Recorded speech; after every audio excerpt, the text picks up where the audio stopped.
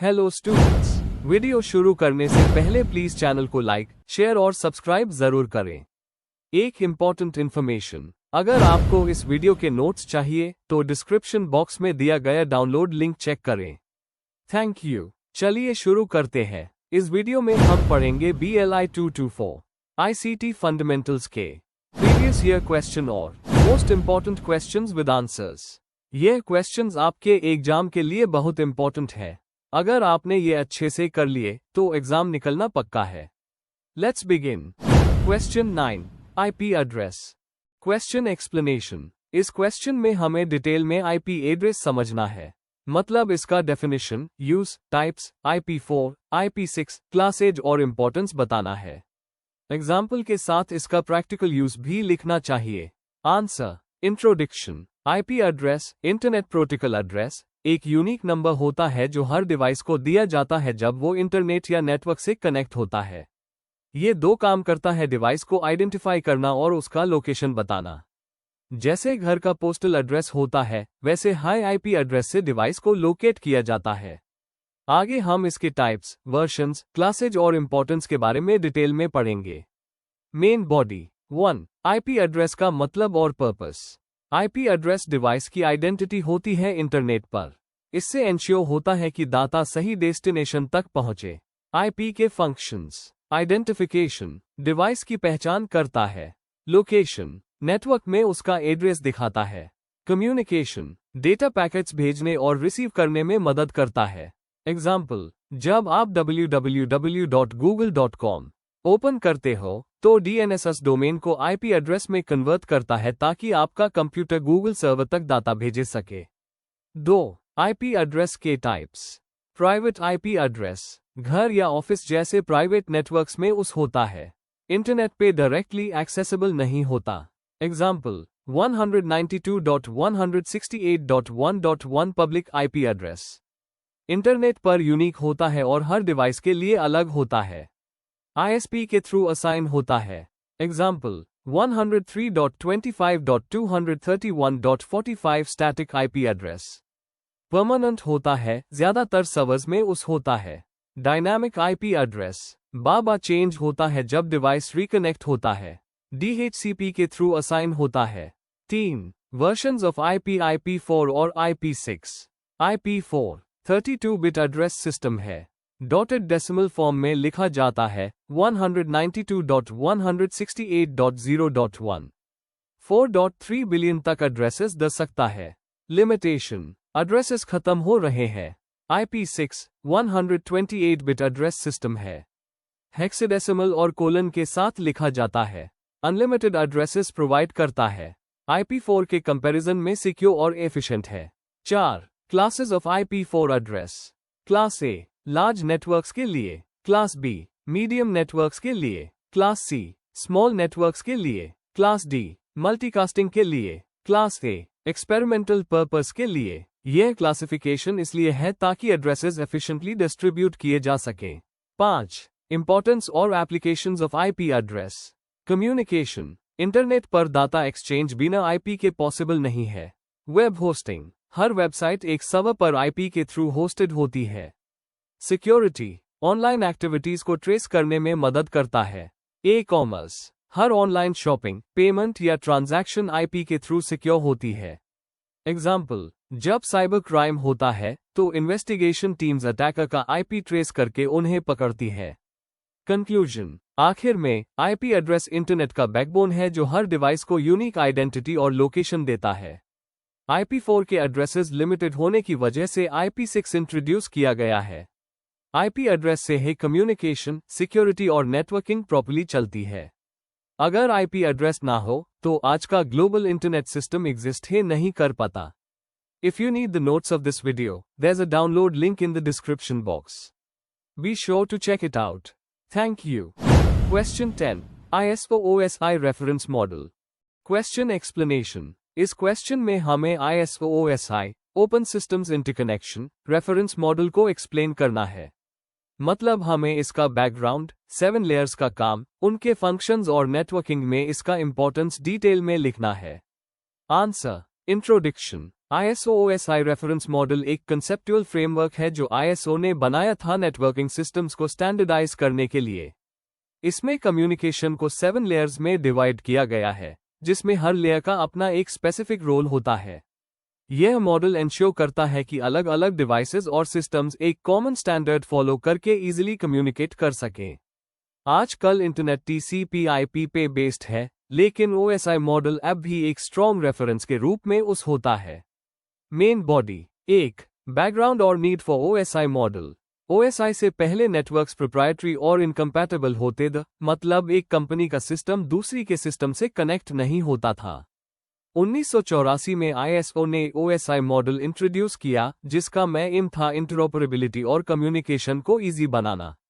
इससे modular design, trouble shooting और education में हेल्प मिली। 2. OSI मॉडल का स्ट्रक्चर।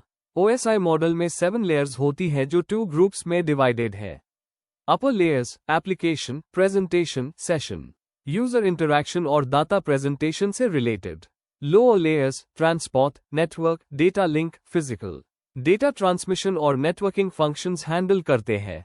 हर लेयर अपने ऊपर वाली लेयर को सर्विस देती है और नीचे वाली लेयर पे डिपेंड करती है। 3. OSI मॉडल के 7 layers. A. Physical layer raw bits को फिजिकल मीडियम पर ट्रांसफर करता है। केबल्स, सिग्नल्स, कनेक्टर्स, वोल्टेजेस से डील करता है। Example, Ethernet cable, wifi. B. Data link layer data को फ्रेम्स में कन्वर्ट करके एरर फ्री ट्रांसफर करता है। मैक एड्रेस, एरर डिटेक्शन और फ्लो कंट्रोल मैनेज करता है। Example, switches, Ethernet protocol. C. Network layer logical addressing और रूटिंग हैंडल करता है। IP एड्रेसिंग और पाथ डिटर्मिनेशन करता है। Example, routers, IP protocol. D. Transport layer reliable data delivery ensure करता है। सेगमेंटेशन, रीअसेंबली, एरर कंट्रोल और फ्लो कंट्रोल करता है। Example, TCP, UDP। Session layer applications के बीच सेशंस को एस्टैब्लिश, मेंटेन और टर्मिनेट करता है। Example, RPC, नेटबायोस। F. Presentation layer data translation, encryption और कंप्रेशन करता है। डाटा को एप्लीकेशन के लिए रीडेबल बनाता है। Example, JPEG, MPEG, SSL, G।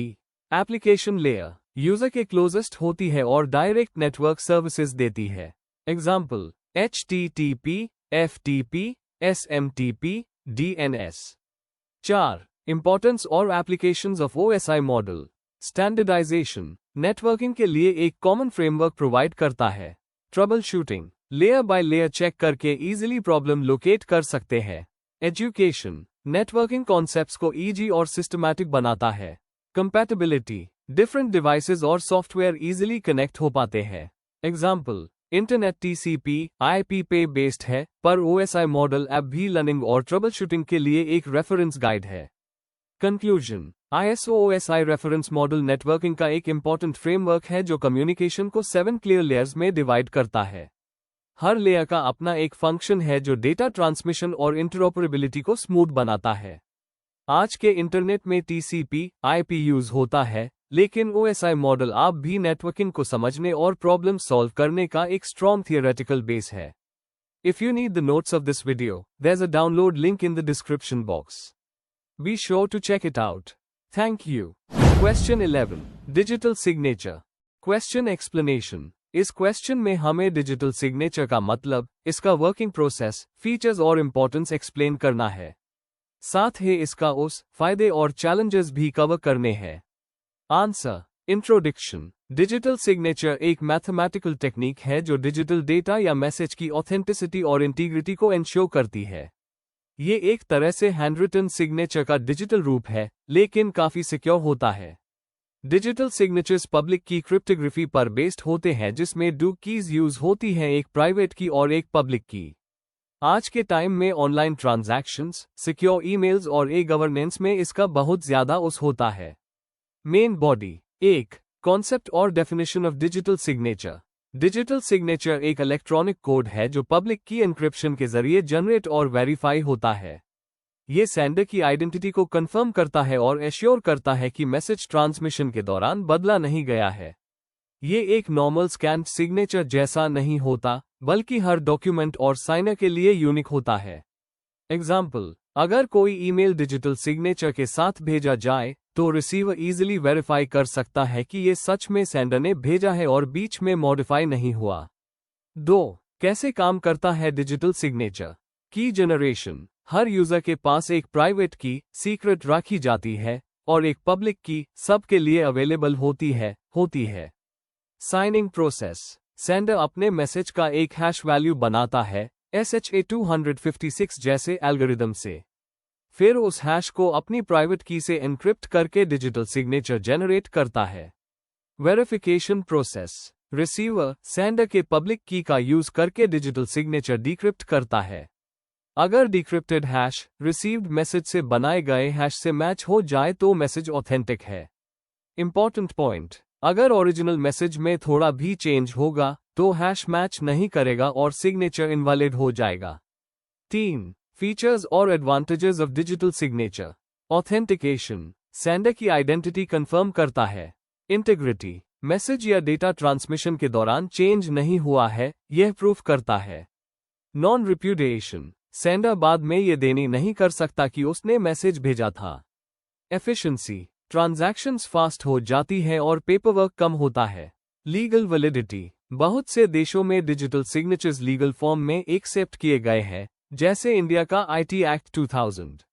Example, income tax return filing, tendering, online banking और गवर्नमेंट कम्युनिकेशंस में इसका उस होता है। 4. एप्लीकेशंस और challenges. Applications. Commerce, secure online payments और ट्रांजैक्शंस। गवर्नमेंट सर्विसेज, साइन और Aadhaar based authentication. Corporate, business contracts और official email secure करने के लिए। हेल्थ केयर, पेशेंट्स के सेंसिटिव डाटा को सिक्योर शेयर करने के लिए।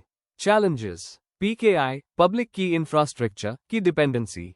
अगर प्राइवेट की लीक हो जाए तो बड़ा रिस्क हो सकता है। नॉन टेक्निकल यूजर्स के लिए समझना और उस करना थोड़ा मुश्किल हो सकता है। केस एग्जाम्पल, भारत में डिजिटल इंडिया मिशन के अंडर साइन का यूज प्रमोट किया जा रहा है जिससे गवर्नेंस और पेपरवर्क डिजिटल बन रहा है। कंक्लूजन। तो ओवरऑल डिजिटल सिग्नेचर एक बहुत पावरफुल टूल है जो सिक्योर कम्युनिकेशन को एंश्योर करता है। ये ऑथेंटिकेशन, इंटीग्रिटी और नॉन रिप्यूडिएशन देता है जो आज के डिजिटल युग में बहुत इंपॉर्टेंट है। हाँ, कुछ चैलेंजेस जैसे कि मैनेजमेंट के इश्यूज हैं, पर इसका फायदा ज्यादा है। फ्यूचर में जैसे जैसे डिजिटल ट्रांजैक्शंस बढ़ेंगे, डिजिटल सिग्नेचर की इंपॉर्टेंस और भी बढ़ जाएगी। If you need the notes of this video, there's a download link in the description box. Be sure to check it out. Thank you. Question 12. Protocol convergence. Question explanation. इस question में हमें protocol convergence को explain करना है। मतलब हमें ये बताना है कि इसका कॉन्सेप्ट क्या है, इसका उस क्यों होता है, कैसे काम करता है और इसका रियल लाइफ एप्लीकेशन जैसे VO, IP, मल्टीमीडिया और यूनिफाइड कम्युनिकेशन के एग्जाम्पल्स के साथ समझना है। आंसर। इंट्रोडक्शन। प्रोटोकॉल कन्वर्जेंस का मतलब है अलग अलग कम्युनिकेशन सर्विसेज जैसे वॉइस, वीडियो और डाटा को एक ही नेटवर्क पर कंबाइन करना यूजिंग एक कॉमन प्रोटोकॉल, जैसे इंटरनेट प्रोटोकॉल IP। पहले वॉइस के लिए अलग टेलीफोन लाइन, वीडियो के लिए केबल और डाटा के लिए इंटरनेट होता था। आप सब एक ही IP बेस्ड नेटवर्क पर डिलीवर हो रहे हैं। इससे कॉस्ट कम होती है, कम्युनिकेशन फास्ट होता है और नए सर्विसेज इजीली अवेलेबल होते हैं। VO, IP calls, video conferencing और जूम जैसे प्लेटफॉर्म्स इसी का रिजल्ट है। Main body. 1. Meaning of protocol convergence. Protocol convergence का सिंपल मतलब है कि पहले जो अलग अलग नेटवर्क और प्रोटोकॉल अलग सर्विसेज के लिए उस होते थे, उन्हें अब एक IP बेस्ड सिस्टम में मर्ज कर दिया गया है। पहले टेलीफोन सर्किट स्विचिंग पर चलता था, टीवी ब्रॉडकास्ट टेक्नोलॉजी पर और इंटरनेट पैकेट स्विचिंग पर। इन सब का मेंटेनेंस महंगा और कॉम्प्लेक्स होता था। अब एक ही ब्रॉडबैंड कनेक्शन पर आप कॉल भी कर सकते हो, नेटफ्लिक्स भी देख सकते हो और इंटरनेट सर्फ भी कर सकते हो। एग्जाम्पल, एक ही स्मार्टफोन पर व्हाट्सएप कॉल करना, यूट्यूब देखना और ब्राउजिंग करना एक साथ पॉसिबल है। 2. Importance of protocol convergence. Cost saving. एक ही नेटवर्क मेंटेन करना सस्ता पड़ता है कंपेयर टू अलग अलग सिस्टम्स। एफिशिएंसी। डुप्लीकेट रिसोर्सेज की जरूरत नहीं पड़ती। फ्लेक्सिबिलिटी। एक ही डिवाइस से वॉइस, वीडियो और डाटा एक्सेस पॉसिबल है। स्केलेबिलिटी। आगे नए सर्विसेज जैसे IoT या 5G इजीली ऐड किए जा सकते हैं। केस स्टडी, जियो या एयरटेल जैसे टेलीकॉम ऑपरेटर्स एक हाई ब्रॉडबैंड लाइन से इंटरनेट, कॉलिंग और आईपीटीवी प्रोवाइड करते हैं। यह प्रोटोकॉल कन्वर्जेंस का क्लियर एग्जाम्पल है। 3. Key technologies enabling convergence. IP protocols. Internet protocol हर डिवाइस और सर्विस को कनेक्ट करता है। वीओआईपी वॉइस कॉल्स आप पैकेट स्विचिंग पर होते हैं instead of circuit switching. Multimedia protocols. RTP जैसे प्रोटोकॉल्स वीडियो, ऑडियो स्ट्रीम के लिए उस होते हैं। Unified communication apps. Zoom, MS Teams और Google Meet voice, video, chat और फाइल शेयरिंग सब एक प्लेटफॉर्म पर देते हैं। एग्जाम्पल, कोविड-19 पैंडेमिक के दौरान जूम और टीम्स का मैसिव यूज हुआ जो कन्वर्जेंस का रियल लाइफ प्रूफ है। 4. Challenges and limitations of protocol convergence. QoS issues. Network busy होने पर वॉइस, वीडियो क्वालिटी गिर जाती है। Security risks. एक ही चैनल पर सब डाटा जाने की वजह से साइबर अटैक्स का रिस्क ज्यादा होता है। Standardisation problem. अलग वेंडर्स के सिस्टम्स कभी कभी कंपैटिबल नहीं होते। Initial cost. पुराने सिस्टम्स को आईपी बेस्ड बनाने में शुरू में ज्यादा इन्वेस्टमेंट लगता है। एग्जाम्पल, गांव या रूरल एरियाज में स्लो इंटरनेट की वजह से वीओ, आईपी और वीडियो कॉलिंग स्मूथ नहीं होती। Conclusion, protocol convergence ICT field का एक इंपॉर्टेंट कॉन्सेप्ट है जिसमें वॉइस, वीडियो और डाटा एक ही आईपी बेस्ड नेटवर्क से डिलीवर किए जाते हैं। इससे कम्युनिकेशन चीप, फ्लेक्सिबल और यूजर फ्रेंडली होता है। हाँ, कुछ चैलेंजेस जैसे सिक्योरिटी और QoS है, लेकिन फ्यूचर में 5G, IoT और AI के साथ ये और भी स्ट्रांग होने वाला है। If you need the notes of this video, there's a download link in the description box. Be sure to check it out. Thank you. Question 13. Interactive Television, ITV. Question Explanation. इस question में हमें interactive television, ITV के concept को explain करना है। मतलब ITV क्या होता है, कैसे काम करता है, उसके फीचर्स, टेक्नोलॉजी, एग्जाम्पल्स और इसका इंपॉर्टेंस बताना है। साथ ही एडवांटेजेस और चैलेंजेस भी डिस्कस करने हैं। आंसर। इंट्रोडक्शन। इंटरैक्टिव टेलीविजन यानी ITV एक ऐसी टेक्नोलॉजी है जो ट्रेडिशनल टीवी को इंटरैक्टिव बना देती है। नॉर्मल टीवी में हम सिर्फ कंटेंट देखते हैं, लेकिन ITV में व्यूअर एक्टिवली पार्टिसिपेट कर सकता है, जैसे वोटिंग करना, शॉपिंग करना, क्विज़ेस खेलना या इंफॉर्मेशन लेना। ये बेसिकली टीवी, इंटरनेट और मल्टीमीडिया सर्विसेज का एक कॉम्बिनेशन है। स्मार्ट टीवी और IPTV के आने के बाद ITV काफी पॉपुलर हो गया है। Main body. 1. डेफिनेशन और कॉन्सेप्ट ऑफ ITV। ITV एक टू वे कम्युनिकेशन सिस्टम है जिसमें व्यूअर्स सिर्फ देखते नहीं, बल्कि फीडबैक भी दे सकते हैं। इसका मतलब है कि टीवी और व्यूअर के बीच एक इंटरैक्टिव रिलेशन बनता है। एग्जाम्पल, रियलिटी शोज में लिव वोटिंग या इंटरैक्टिव क्विज़ेस ITV के हाई एग्जाम्पल्स हैं। 1990 के बाद डिजिटल टीवी के डेवलपमेंट ने ITV को पॉसिबल बनाया। 2. ITV की technology. Digital broadcasting. ITV digital signal के जरिए काम करता है जो मल्टीमीडिया कंटेंट ट्रांसमिट करते हैं। Set top box and middleware. Set top box के सॉफ्टवेयर के थ्रू व्यूअर इनपुट को ब्रॉडकास्टर रिसीव कर लेता है। Return path. ब्रॉडबैंड, सैटेलाइट या केबल के थ्रू टू वे कम्युनिकेशन होता है। Smart TV and IPTV। आज के जमाने के स्मार्ट TVs में यूट्यूब, नेटफ्लिक्स, हॉटस्टार जैसे ऐप्स ITV का हाई हिस्सा है। एग्जाम्पल, इंडिया में टाटा स्काई ने एक्टिव सर्विसेज लॉन्च की थी जिसमें एजुकेशन, शॉपिंग और गेमिंग सर्विसेज टीवी पे ही अवेलेबल थे। 3. फीचर्स और services of ITV video on demand. Viewer अपने हिसाब से कोई भी शो या मूवी सेलेक्ट कर सकते हैं। EPG electronic programme guide. TV schedule और रिमाइंडर्स इंटरैक्टिव मेन्यूज के जरिए मिलते हैं। Interactive ads. एड्स से डायरेक्टली शॉपिंग की जा सकती है। गेम्स और लर्निंग। ITV में क्विज़ेस, पजल्स और एजुकेशनल कंटेंट भी होता है। Audience participation. रियलिटी शोज या न्यूज में लिव वोटिंग और पोल्स। गवर्नेंस। गवर्नमेंट भी ITV के जरिए हेल्थ और अवेयरनेस प्रोग्राम्स ब्रॉडकास्ट करती है। 4. एडवांटेजेस और चैलेंजेस। एडवांटेजेस। व्यूअर का एंगेजमेंट बढ़ता है, पर्सनलाइज्ड कंटेंट मिलता है, एडवर्टाइजिंग और ई-कॉमर्स के नए अपॉर्चुनिटीज क्रिएट होते हैं, टीवी और इंटरनेट का गैप कम होता है। चैलेंजेस। हाई स्पीड इंटरनेट और इंफ्रास्ट्रक्चर की जरूरत होती है। सेटअप और सब्सक्रिप्शन काफी महंगा हो सकता है। डिजिटल डिवाइड के वजह से सब लोग उस नहीं कर पाते। प्राइवेसी इश्यूज क्योंकि डेटा कलेक्ट होता है। 5. एप्लीकेशंस और real world examples. Entertainment, Netflix का बैंडरस्नैच, जिसमें यूजर्स अपना स्टोरी लाइन चूज करते हैं। स्पोर्ट्स, लाइव क्रिकेट मैचेस में कैमरा एंगल्स और इंस्टेंट रीप्ले सेलेक्ट करने का ऑप्शन। एजुकेशन, डिस्टेंस लर्निंग में इंटरैक्टिव लेक्चर्स और Q&A शॉपिंग, QVC जैसे चैनल्स जहां डायरेक्ट शॉपिंग टीवी से होती है। कंक्लूजन, इंटरैक्टिव टेलीविजन ITV एक ऐसी टेक्नोलॉजी है जो टीवी व्यूइंग को पैसिव से एक्टिव बनाती है। इसमें इंटरनेट और मल्टीमीडिया के साथ नए अपॉर्चुनिटीज क्रिएट होते हैं एंटरटेनमेंट, एजुकेशन और शॉपिंग के लिए। हाँ, कॉस्ट और प्राइवेसी जैसे इश्यूज हैं, लेकिन फ्यूचर में ITV डिजिटल मीडिया के एक्सपेंशन के साथ और भी पॉपुलर होगा। Before we end, please like, share and subscribe the channel for more such study materials and one important information अगर आपको नोट्स चाहिए, तो डिस्क्रिप्शन बॉक्स में डाउनलोड लिंक दिया हुआ है। जरूर चेक करें। Thank you.